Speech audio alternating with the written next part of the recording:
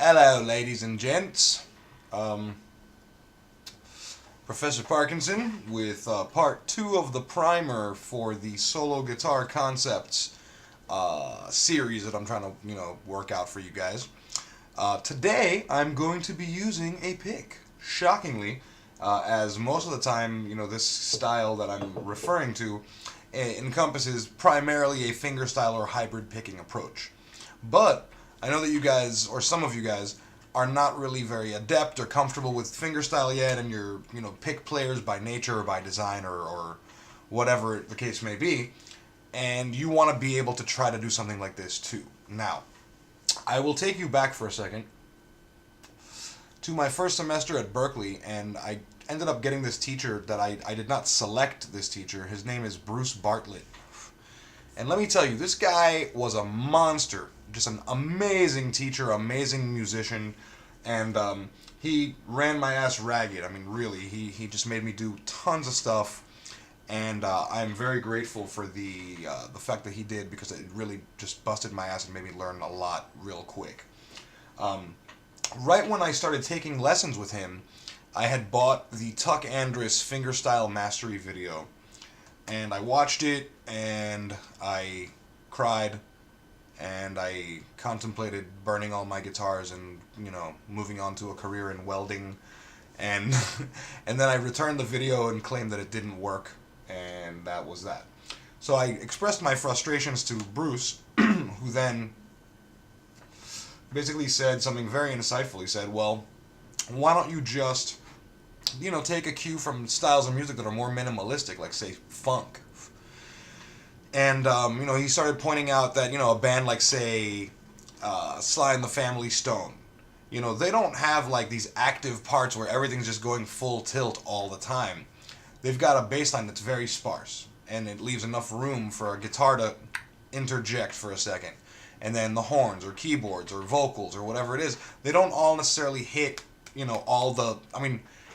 cumulatively, they end up all hitting all the 16th notes or all the 8th notes or whatever the subdivisions are that, is the primary kind of metric vibe.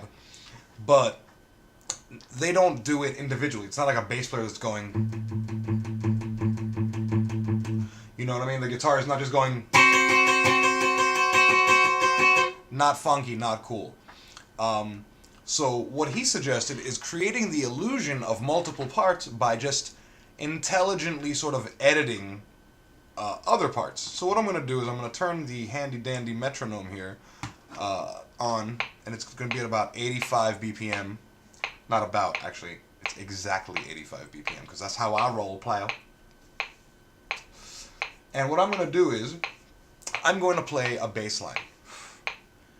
Then I will at some point add some guitar to it as well, and then I will add a quote-unquote horn line. And these will be marked by register changes, maybe some technical changes of like how I play things, and you'll see what I mean. So, bass line, 1, 2, 3.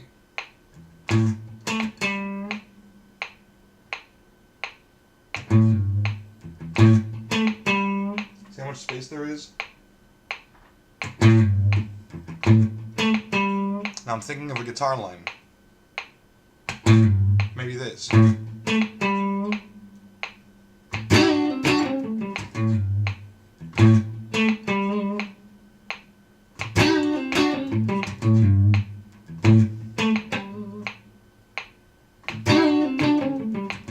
Maybe horns.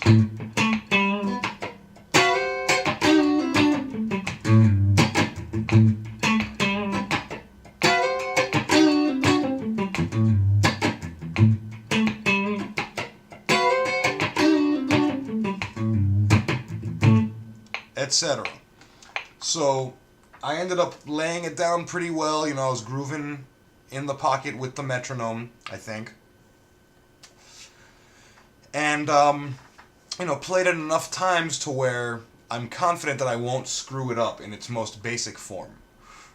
So the next phase is, now that you've gotten this riff that you're comfortable with, try to improvise around it a little bit. Try to, like, slowly erode it. I mean, at first you might just want to lengthen the bass line, or like do a little bass fill or a little guitar fill, or add more horn stuff. or do a little lick even. So let's try that for a second and see where that goes. Same tempo, 2, 3, start.